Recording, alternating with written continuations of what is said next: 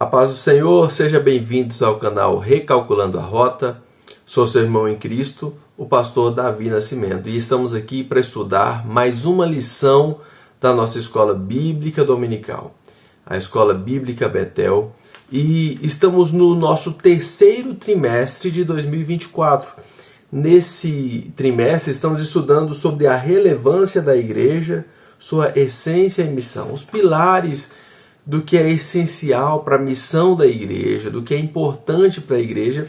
E na segunda lição, já que na primeira nós falamos sobre a importância da Bíblia, da palavra de Deus para a igreja, para os fundamentos da igreja e para o cristão, na segunda lição nós vamos estudar sobre a igreja e a relevância para a adoração verdadeira no culto, o papel da igreja e o quão é importante essa igreja estar reunida e um culto, exercendo um culto enquanto igreja, corpo que se reúne em um local específico para adorar a Deus. O papel da adoração nesse ambiente, a importância da igreja e a relevância da igreja nesse papel de desenvolver, de proporcionar um ambiente de adoração. O nosso textual está em 1 Coríntios 14 e o versículo 26, que diz: Que farei, pois, irmãos, quando vos ajuntais, cada um de vós tem salmos, tem doutrina, tem revelação, tem língua, tem interpretação. Faça tudo para a edificação. Aqui nós já encontramos um culto dinâmico, um culto onde quando os irmãos se reúnem, ou seja, quando ajuntais, como ele diz aqui, ou seja, quando a igreja está reunida, quando os irmãos se reúnem, uns têm salmos, outros têm doutrina, outros têm revelação, têm línguas e têm interpretação. Às vezes nós percebemos que em alguns ambientes de culto, eu percebo muito isso. Em algumas igrejas, eles priorizam muito o louvor. Às vezes o pastor ele já é da área da música, gosta da música, as pessoas gostam de boa música, e aí o culto basicamente o tempo todo é louvor, é música, são salmos cantados, e faltam as outras coisas. E em contrapartida existem outras igrejas que as pessoas não se importam tanto com a música.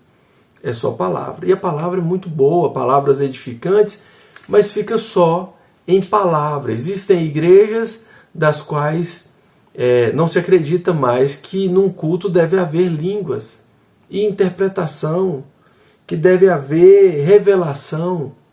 E aí, não está falando da revelação na palavra, apenas na palavra, porque aqui é doutrina. Essa revelação por meio da palavra, do texto bíblico. Então, o apóstolo Paulo está dizendo que todas essas coisas é para edificar a igreja. Então, se eu valorizo demais só uma coisa, essa igreja perde nas outras áreas que ela poderia estar sendo edificada. Porque tem pessoas que às vezes vai num culto e o louvor pode falar com ela e de repente a palavra não. E aí isso pode acontecer da forma inversa também. Às vezes o louvor não falou com essa pessoa, mas a palavra vai falar. E pode ser que Deus use a revelação para que essa pessoa seja contemplada com uma direção, com uma diretriz e com uma edificação, da qual Deus quer edificar a sua igreja por meio desse item, no caso profecia, línguas, interpretação. Mas nós temos essa tendência. Se eu gosto de música, eu chego no culto, para mim só importa música, e o restante que vá para outro lugar. Que eu não importo com palavra, com profecia, com revelação ou com coisas do tipo. E aí nós ficamos sempre puxando muito para um lado e esquecendo do todo. E aí o apóstolo Paulo diz tanto aqui no capítulo 14, como ele diz também no capítulo 12 da mesma carta, sobre a distribuição dos dons que é dado pelo mesmo Espírito, pelo mesmo Senhor. E todos esses dons são para a edificação da igreja e são utilizados no meio da igreja, no corpo da igreja. O apóstolo Paulo já chama a atenção porque ele sabe que nós somos tendenciosos. Nós somos tendenciosos. Tem gente que vai no culto e não quer nem saber quem cantou. Ele quer saber o que foi falado. E ele lembra exatamente as palavras. E aí eu começo a menosprezar o louvor. Os salmos que são cantados. Eu começo a menosprezar isso e esquecendo que o culto não é para edificação minha enquanto indivíduo. É para edificação da igreja do Senhor, do qual eu, como indivíduo, faço parte. Porque Jesus não veio para morrer por mim. Ele veio morrer para reconciliar toda a humanidade. Para reconciliar pecadores com o seu Criador. A criação com o seu Criador. E eu faço parte dessa criação. E eu era um dos maiores dos pecadores, assim como diz o apóstolo Paulo, e fui reconciliado através da ação do Cristo. Então, a edificação é do corpo, é de todo o corpo. Então, o que às vezes não me edifica, está edificando o irmão, e eu preciso estar feliz. Eu preciso estar contente, porque o meu irmão está sendo edificado. E à medida em que ele é edificado, o corpo, a igreja é edificada, e eu passo a ser contemplado por essa edificação. Eu passo a desfrutar dos benefícios, porque olha só, se o meu irmão é edificado e ele tem mudança de vida, ele tem mudança na maneira de viver, e ele é alguém que de repente poderia estar arrumando confusão na vizinhança, ele é meu vizinho, isso me beneficia de alguma forma. De repente essa pessoa tem vínculos com outras pessoas que eu gosto muito. E à medida em que ela é impactada, que ela é edificada, que ela é transformada, isso também faz com que eu colhe esses frutos.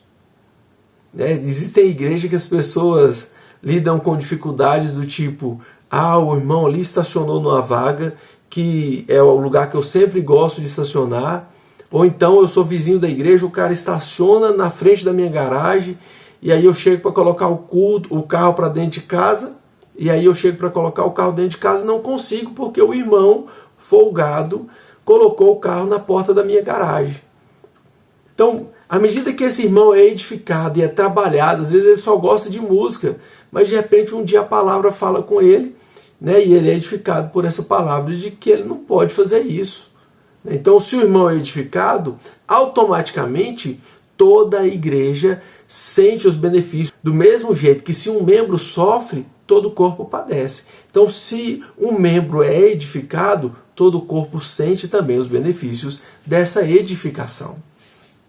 Então, o culto, o ambiente onde nós nos reunimos precisa ter louvor, precisa ter os salmos, que é os salmos, doutrina, revelação, línguas e interpretação, e tudo para que o corpo de Cristo, para que a igreja seja edificada.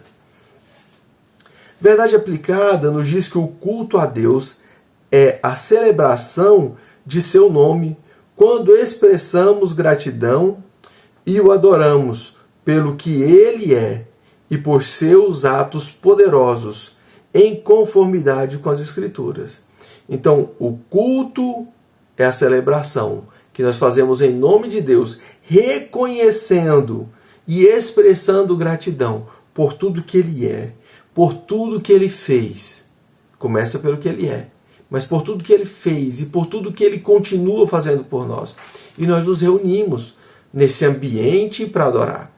Não só nesse ambiente, a adoração precisa ser constante. Hoje mesmo estávamos tendo um culto e enquanto ministrava o louvor, o que me veio como palavra é justamente isso. A adoração ela precisa ser constante. A adoração ela precisa ser ininterrupta. Durante todos os minutos do meu dia, durante todos os meus dias, eu preciso ter a consciência de um adorador. Tudo que eu faço precisa ser motivos para glorificar a Deus. Quer comais, quer bebais, quer façais qualquer outra coisa, façam tudo para a glória de Deus. Só faz para a glória de Deus quem tem a consciência e a percepção, a noção de que é um adorador o tempo todo, constantemente. Nós adoramos durante todo o tempo, mas quando reunimos como uma igreja, é diferente porque nós reunimos intencionalmente a reunião dos adoradores, daqueles que buscam o Pai, daqueles que é grato, daqueles que adora pelo que ele é, daquele que o adora pelos seus atos poderosos e que acredita em tudo que as Escrituras nos diz e confia, inclusive nas promessas que estão lá, desse Deus que nos resgatou. O nosso texto de referência é o Salmo 122, que é o salmo que faz parte dos salmos de peregrino, né, dos peregrinos, que é o conjunto de salmos que relata a experiência daqueles que vão até Jerusalém durante as festividades para relembrar os feitos de Deus. São pessoas que sabem o que Deus fez por elas e têm gratidão por isso. E por saber de tudo que Deus fez e por confiar num Deus que cuida delas, elas sobem 3 vezes por ano a Jerusalém. Algumas não conseguem ir 3 vezes até Jerusalém e vai 1 vez por ano, mas eles vão até Jerusalém. Então, eles cantam os salmos, esses salmos que compreende ali do Salmo 120, se não me engano, até o 132, eles cantam esses salmos enquanto estão indo, quando chegam a Jerusalém, são hinos cantados para celebrar e festejar esse momento. Então o Salmo 122 nos diz: alegrei-me quando me disseram, vamos à casa do Senhor. É alguém que está fora de Jerusalém e as pessoas estão fazendo caravanas para ir até Jerusalém. E alguém diz, vamos à casa do Senhor. Vamos. E ele se sente alegre ao ouvir quando dizem isso. E aí, ele, a partir desse ponto aqui, ele já dá um salto e não trata mais do caminho. Nós temos salmos que retratam os perigos da jornada, quando o salmista diz, eleva os meus olhos para os montes e me pergunto, de onde me virá o socorro? É justamente alguém que está indo a Jerusalém cultuar, e no caminho ele vê montes, vê perigos e pergunta, de onde virá o socorro dele? E ele reconhece que o seu socorro vem do Senhor que fez os céus e a terra. Nesse caso, o escritor do Salmo aqui, ele já fala da alegria do convite e já começa a retratar a chegada. E ele diz, os nossos pés estão dentro das tuas portas, ó Jerusalém. Jerusalém que está edificada como uma cidade bem sólida, onde sobem as tribos do Senhor, como testemunho de Israel, para darem graças ao nome do Senhor.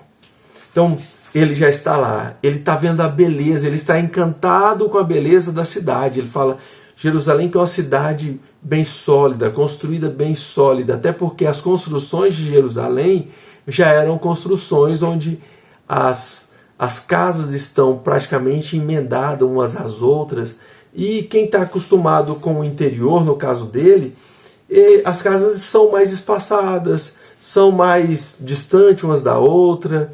Jerusalém não é um lugar que tem quintal, e aí as pessoas têm que aproveitar o máximo possível dos espaços ali dentro da cidade e construir belas construções, porque eles estão em ambientes onde tem o templo, onde tem palácios, e eles precisam, se adequar a um padrão arquitetônico que rege a cidade.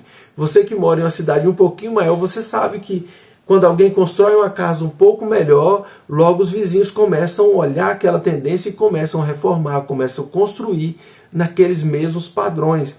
Então quem chega em Jerusalém está encantado com isso. A outra coisa que nós encontramos aqui é uma unidade, que ele falou, onde todas as tribos sobem. As tribos eram diferentes. Eles tinham costumes, alguns costumes locais diferentes. Porque você mora em regiões diferentes, mesmo pertencendo ao mesmo povo, você vai encontrar formas diferentes em sotaques, em tipos de alimentação, mas ali em Jerusalém, todas as tribos sobem com um único propósito, para dar testemunho, sobem como testemunho do Senhor. E é testemunho do Senhor porque Deus fez com que eles subissem do Egito. E eles sobem a Jerusalém, lembrando dos feitos do Senhor, nas 3 festas anuais. Então, eles, apesar das diferenças, apesar das dificuldades que cercam cada tribo ali distinta, todos eles vão com um único propósito. Todas as tribos sobem a Jerusalém para adorar. Isso nos fala da necessidade que, por mais que eu tenha diferenças com os meus irmãos, a necessidade de subir até o local onde as pessoas se reúnem para lembrar do testemunho de um Deus que livrou da escravidão, de um Deus que nos tirou da escravidão. Então, quando nós subimos para adorar, nós subimos como um só povo. Não vemos mais diferença, porque o preço que foi pago foi um só. Ninguém foi pago com preço maior ou mais baixo. Todos fomos pagos com o mesmo preço, o sangue do Cordeiro. Todos nós fomos alcançados pelo mesmo sacrifício. Então, quando nós chegamos no local da adoração, não existe ninguém mais importante, não existe tribo mais importante. Todos nós subimos por causa do testemunho. Pois ali estão os tronos dos juízes, os tronos da casa de Davi. Então, fala da sequência de governos que houve. Ali, Jerusalém lembra todo o cuidado de Deus através dos tronos do juízo e do trono da casa de Davi. Nós percebemos aqui uma estrutura que funciona, um estado do qual a justiça e a governabilidade. E tudo isso é proporcionado por Deus. Essa pessoa que está subindo indo até a casa do Senhor, ela reconhece que isso aqui está totalmente conectado com o propósito de Deus. Justiça e governo. Orai pela paz de Jerusalém. Prosperarão aqueles que te amam. Haja paz dentro dos teus muros e prosperidade dentro dos teus palácios. Nós costumamos olhar para esse texto com um olhar místico, né? De orar por aquela Jerusalém, por Israel. E é importante nós orarmos sim por lá, só que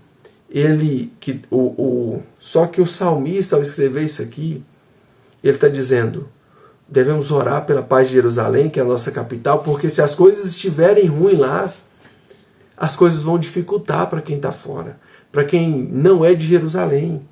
Que haja paz dentro dos teus muros e dentro dos teus palácios, porque muitas vezes, né, não está tendo guerra externa, guerra vinda de outros países, mas está acontecendo rebeliões dentro de Jerusalém. E isso vai afetar a paz e a tranquilidade de todo o reino. Então, eu devo sim orar para que haja paz no meu bairro. Eu devo orar para que haja paz na minha cidade.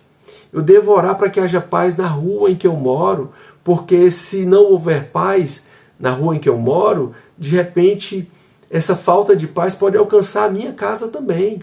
Então eu não oro só para que haja paz na minha casa, eu oro para que haja paz na rua que eu moro, para que haja paz no bairro que eu moro. E é isso que o salmista está dizendo: haja paz em Jerusalém. Prosperarão todos aqueles que te amam. Porque se Jerusalém está em paz, se as coisas estão funcionando, se no lugar em que você mora tem paz e as coisas estão funcionando, você vai prosperar também. Você tem de tudo para prosperar se você está em um local próspero. E o salmista entende isso. Ele ora para que haja prosperidade, para que haja paz no ciclo ali e no ambiente onde ele está inserido, na capital do país em que ele pertence. Por causa dos meus irmãos e amigos, direi: haja paz em ti. Por causa da casa do Senhor, ou seja, o lugar onde estava ali a Arca da Aliança, o lugar da presença do Senhor, o nosso Deus, buscarei o teu bem. Então, uma consciência da importância das coisas, uma consciência da importância do que está envolto ali à sua volta, do que o cerca. E ele sabe que se tudo isso estiver bem, ele tem de tudo para estar bem também. Então nós precisamos olhar com um olhar de comunidade, de perceber o todo e deixar de olhar com um olhar de egoísmo. Vamos aos tópicos da nossa lição. O primeiro tópico nos diz que o culto é relevante porque é bíblico. Cultuar a Deus, reconhecer a importância de se conectar com Deus, é bíblico. Então, começa a importância aqui. Agora, diferente da percepção que se tinha no Antigo Testamento, né, nós temos o encontro de Jesus com a mulher samaritana. E o autor, o comentarista aqui já começa dizendo justamente sobre isso. Para a gente não se deixar ser levado pela importância excessiva com lugares, com o lugar. E aí eu te digo com toda a convicção, a Europa está cheia de igrejas, de locais que eram sagrados, como se pensavam, e esses lugares já não são mais tão sagrados assim, se tornaram boates, se tornaram cinemas, se tornaram qualquer outra coisa, e perderam toda essa importância do sagrado. Muitos ambientes que eram sagrados para os judeus se tornaram ambientes que já foram profanados, né, e se cultuam, né, se realizam rituais muçulmanos. Então, às vezes, quando as pessoas se prendem muito a lugares, elas acabam perdendo o que é essencial de fato. Quando pensamos sobre isso, é necessário lembrar do encontro de Jesus com a mulher samaritana, que ela está impactada com o que ela está ouvindo de Jesus, ela percebe que está diante de um profeta e ela resolve fazer uma pergunta: onde que se deveria adorar? Porque ela diz, olha, a gente tem uma dúvida, mas quando Cristo vier, ele vai nos explicar. Porque os nossos pais dizem que nós precisamos adorar aqui no Monte Gerizim, e vocês dizem que é Jerusalém. E aí Jesus diz àquela mulher, nem em Jerusalém e nem aqui nesse monte. É chegado o tempo.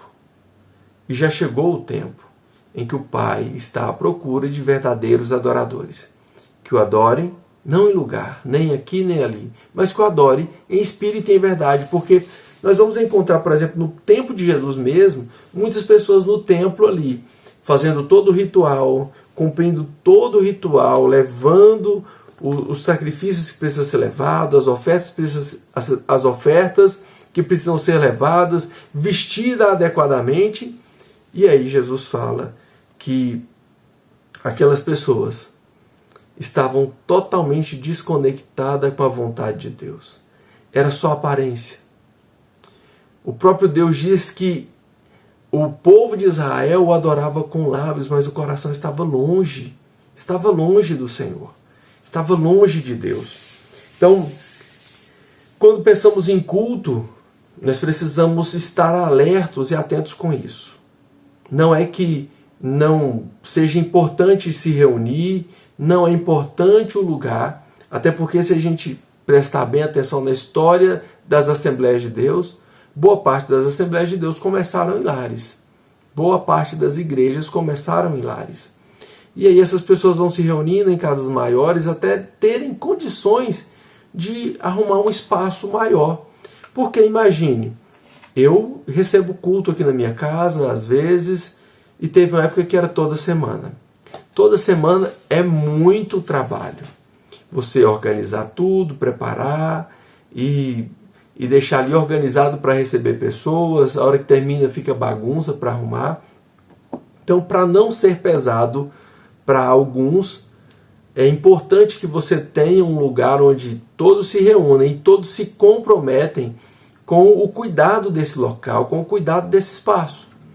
Então, é importante se reunir, mas esse se reunir ele só é importante porque a igreja está lá. Porque as pessoas, o corpo de Cristo, a igreja que eu falo, os que foram chamados para fora e não o prédio está lá, mas pessoas estão lá. Na Europa, o lugar onde todas essas pessoas saíram se tornaram bares, se tornaram pubs, boates, e fica claro que nenhum desses lugares era tão importante assim. O que importava era quem estava lá. Eram as pessoas que estavam ali com o objetivo de adorar ao Deus Criador de todas as coisas, o Deus que é Senhor sobre todas as coisas e que nós reconhecemos o senhorio dele, inclusive, para governar as nossas vidas. Primeiro subtópico, nós temos o culto no Antigo Testamento, que é o culto centrado ali no ambiente do templo, voltado para alguns locais específicos, como, por exemplo, o Monte Moriá, onde Deus fala para Abraão ir lá prestar um culto, oferecer o seu filho em sacrifício na região de Moriá. O Monte Sinai, onde Deus desce e entrega as tábuas da lei a Moisés. Nós encontramos, por exemplo, a ordenança para construir uma tenda do local de culto. Então, nós vamos percebendo que o local é muito importante. O local no Antigo Testamento é muito importante, até porque Deus queria instruir essas pessoas. Deus queria instruir Deus sabia que com o tempo eles poderiam se esquecer dos feitos de Deus. Então é estabelecido o local, é estabelecido uma forma de culto para que as pessoas, ao exercerem o rito, elas não se esquecessem do que Deus havia feito por elas. No tópico 2, 1.2, nós temos aqui o culto no Novo Testamento.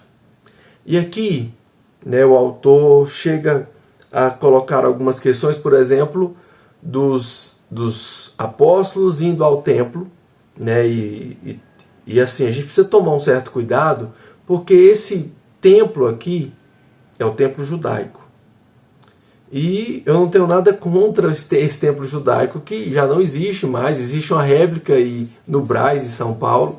E no Brás, quem conhece de confecção, quem está acostumado a lidar com confecção, sabe que o Brás é um lugar de muitas falsificações. Então, tem um templo falsificado ali, uma réplica, não vou falar falsificado porque fica ruim, mas tem uma réplica. Se você for, dependendo do lugar que você for no Brás, você encontra réplica também de tênis da Nike, de calças da Zump e etc e tal, da Elos, coisas do tipo assim.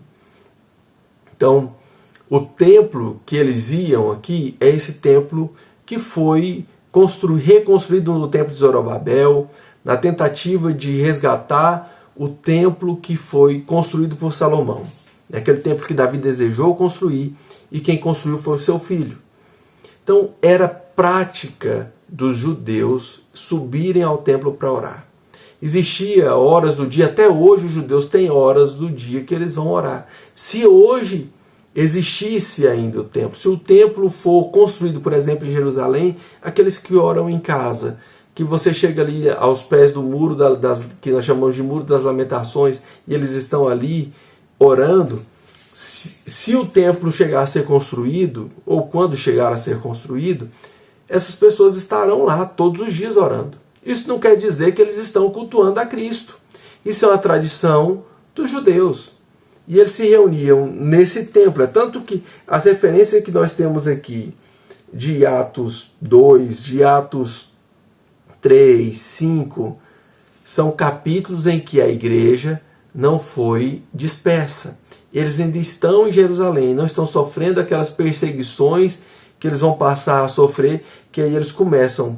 Nós encontramos a história de Filipe, o Filipe indo para a região de Samaria, anunciando ali, em Samaria. E o que nós encontramos é que essas pessoas indo a esse local onde já se reunia todos os dias, até antes que o Cristo viesse, nascesse, os judeus iam até o templo orar todos os dias, como de costume.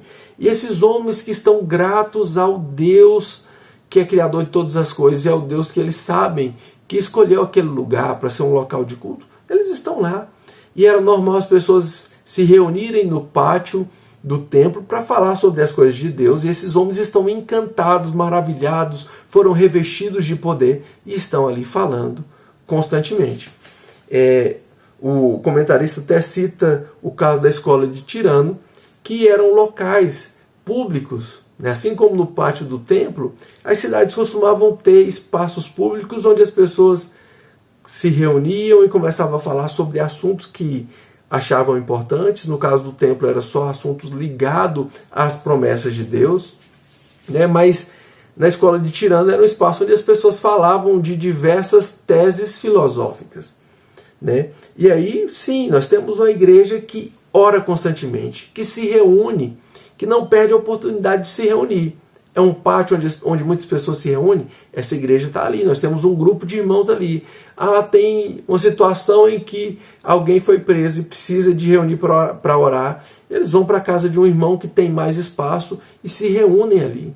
Se precisa ter um estudo bíblico, eles se reúnem nessas casas e fazem esse estudo. Eles propagam fora dessas casas, nesses ambientes públicos onde é possível encontrar pessoas que queiram ouvir algo, que queiram conhecer algo, que queiram aprender um pouco mais.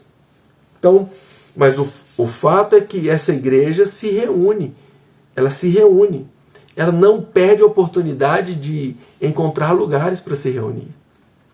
O autor bem coloca aqui que os templos oficialmente do cristianismo só surgem por volta do 3º século, com a conversão de Constantino, uma conversão de conveniência. Ele está percebendo que o império está perdendo força e que os cristãos têm avançado muito, têm avançado bastante, e ele entende que não adianta perseguir esse pessoal, mas sim se unir a esse povo. E a igreja não constrói templos, vale lembrar e ressaltar isso aqui, né? A igreja não constrói templos. Esses templos que surgem aqui no 3º século eram templos que Roma, como apoiava várias outras divindades e tinha esses cultos a outras divindades, eles, por meio de um decreto, Constantino diz: a partir de hoje não tem outra religião mais que vai ser aceita. A partir de hoje todo mundo se torna cristão. Todos os cidadãos romanos se tornam cristãos. Então, a maioria das pessoas não tiveram a conversão real, interna, mas era uma conversão por conveniência. Se eu não aceito essa religião aqui, eu corro risco de ser morto, de sofrer sanções. E essas pessoas aderem ao culto cristão. E esses templos que antes prestavam cultos a Zeus, a Afrodite, ou tantas outras divindades romanas e gregas, elas passam a ser templos cristãos. Então não é uma igreja que reúne, compra um lote, lança pedra fundamental. Eles já pegaram os templos prontos. E a gente sabe, os ambientes não têm importância. E essas pessoas passam a se reunir nesses locais.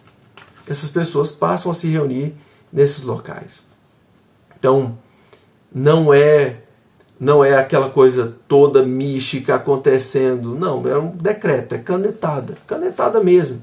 Mas essa igreja se reunia e passa a se reunir. O que a gente percebe ao ler o Novo Testamento é que o mais importante é que essa igreja está se reunindo. Tendo espaços públicos ou não, tendo templos dedicados ou não, essa igreja não deixa de se reunir. Porque é reunindo que elas vão ser edificadas. É que vai ter salmos, que vai ter doutrina, que vai ter revelação, vai ter línguas, vai ter interpretação. Então, é se reunindo que vai haver essa manifestação da multiforme graça e sabedoria de Deus. O culto na atualidade. Nós temos, às vezes por causa de muitas frustrações que nós encontramos ao longo da caminhada cristã, e nós sabemos que existem exageros.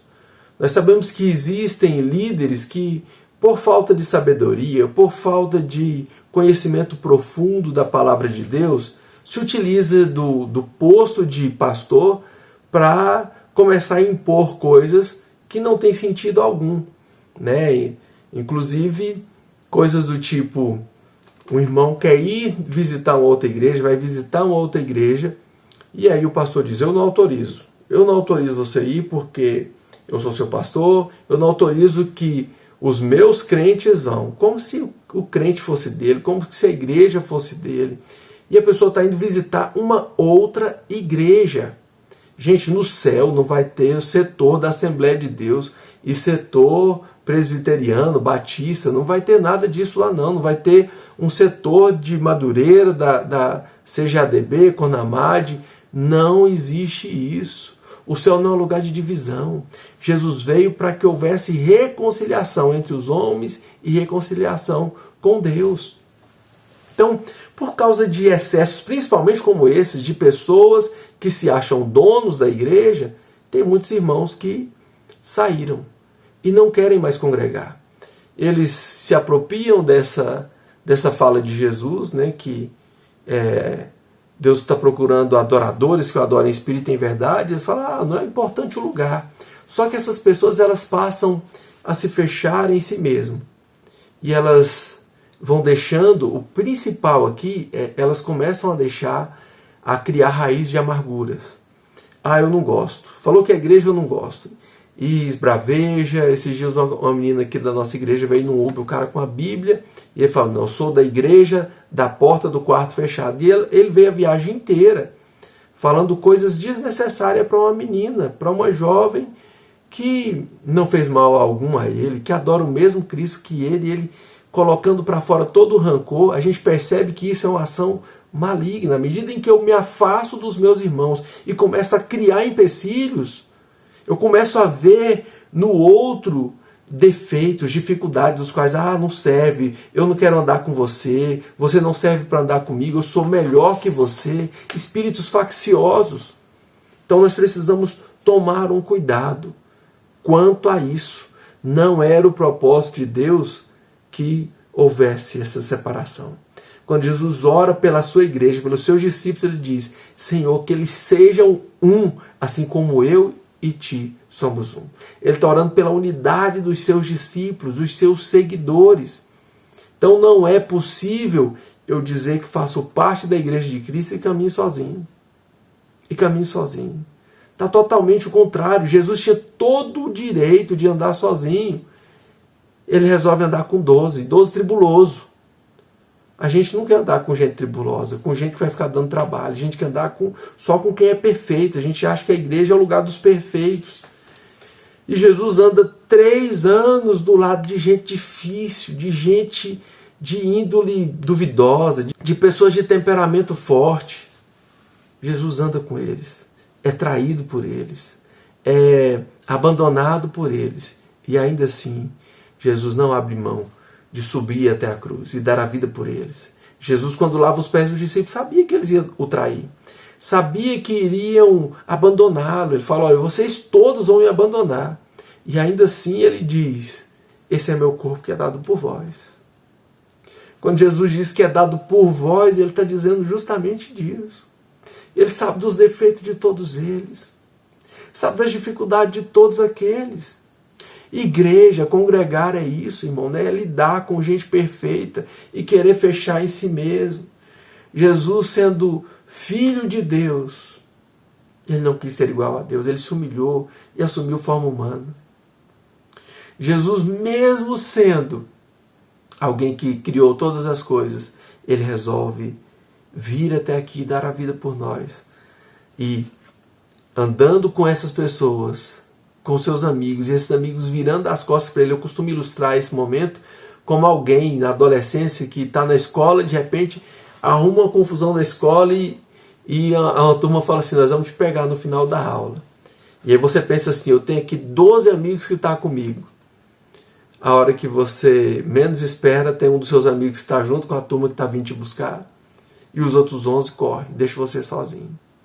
Você teria coragem de dizer, eu vou dar a vida por vocês. Então o exemplo maior é o Cristo. A gente quer entender o processo de congregar? Olha para o Cristo. Nós somos um só corpo desse Cristo. A cabeça é Ele, é direcionado por Ele. Então, nós olhamos para o que Ele fez e somos direcionados por Ele. Então, o culto hoje, apesar de sabermos da dimensão de um Deus que está procurando verdadeiros adoradores, mas que não são egoístas. O culto é relevante para a comunhão.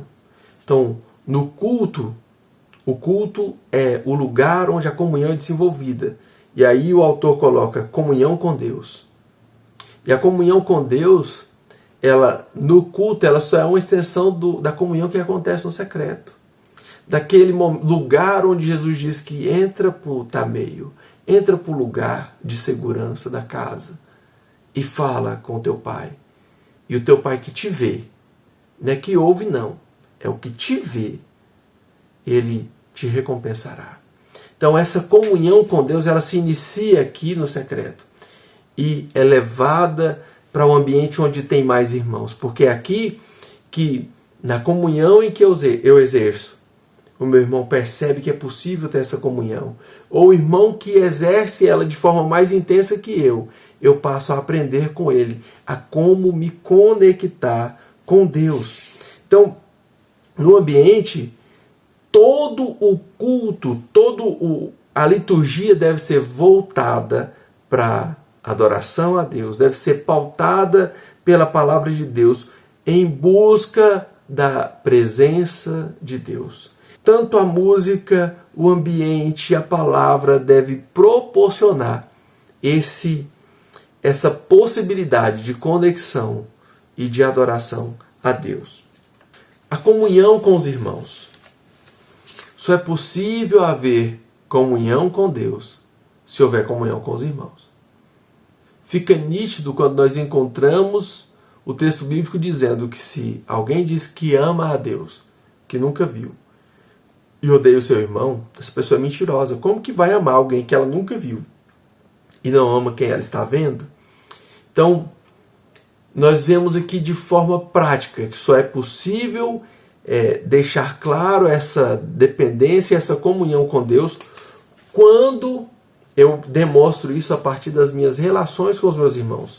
E a comunhão é justamente ter em comum, é ser um. O que eu tenho é comum ao meu irmão, é comunhão, é como um, todos são como um. Se é comunhão com Deus, eu me tornar um com Deus, é estar alinhado com Deus. E com o irmão é da mesma forma. E enquanto muitas igrejas tentam estratégias de crescimento, nós percebemos que a comunhão, a palavra, a oração e o partir do pão, que faz parte dessa comunhão, eram pontos essenciais para que Deus trouxesse e fosse acrescentando cada um dos que deveriam chegar. Deus ia acrescentando e eles iam crescendo. A igreja em Jerusalém crescia a partir desses princípios, inclusive, dos quais está a comunhão. A comunhão entre os irmãos, o partir do pão. Comunhão só é possível ter essa consciência de olhar para o outro e perceber o outro como sendo eu e ele sendo um através de Cristo, quando eu estou junto, quando eu estou reunido nos mesmos lugares, quando eu não deixo de congregar, como era costume de alguns ali desde a época que é escrita a carta aos Hebreus. Então, o resultado da comunhão é um ambiente onde há cura, é um ambiente onde há crescimento, onde há restauração. Muitas pessoas não crescem mais, deixaram de crescer, têm uma vida extremamente conturbada e triste. Eu sou crente, mas as coisas parecem que não dão certo, eu estou sempre preocupado demais, sempre triste demais. Pode estar faltando comunhão. É muito provável que seja faltando comunhão. O autor coloca aqui a comunhão como sendo algo terapêutico, a comunhão que restaura, a comunhão que é agradável. E o fato de ser terapêutico, uma das coisas que me fascina, por exemplo, na terapia de grupo, eu como terapeuta, eu como psicólogo, é que à medida em que as pessoas do ambiente ali da terapia de grupo, elas começam a perceber o problema do outro, como o outro enfrentou certos problemas, aquilo se torna inspiração para que ela consiga lidar com as suas demandas. E a forma como eu lidei com as minhas, de repente pode ajudar o outro. Isso é comunhão. Isso é olhar para o problema do outro e aquele problema passa a fazer parte de mim e eu começo a ver formas de ajudar o outro. A forma como eu lidei com as minhas dificuldades se torna um só com a dificuldade do outro e ajuda o outro a romper. Então, o ambiente, tem muitas igrejas que se reúnem, você vê a igreja cheia, mas as pessoas não se conectam, não se conhecem, não para conversar um pouquinho que seja. Então não há comunhão. Reunir, agrupamento não é comunhão. As pessoas se reúnem e lotam shows e não tem comunhão ali. As pessoas se reúnem e lotam estádios de futebol e não há comunhão, a não ser o objetivo comum de assistir o jogo, mas saiu disso aí, não há comunhão. Então, por mais que eu me reúna enquanto igreja, eu preciso ir não como alguém que quer cumprir um ritual, mas como alguém que está interessado em se tornar um só com o irmão. Em olhar no irmão e ver que o irmão é instrumento de Deus para que eu seja edificado e que eu também sou instrumento de Deus para que o irmão seja edificado. Elementos centrais do culto.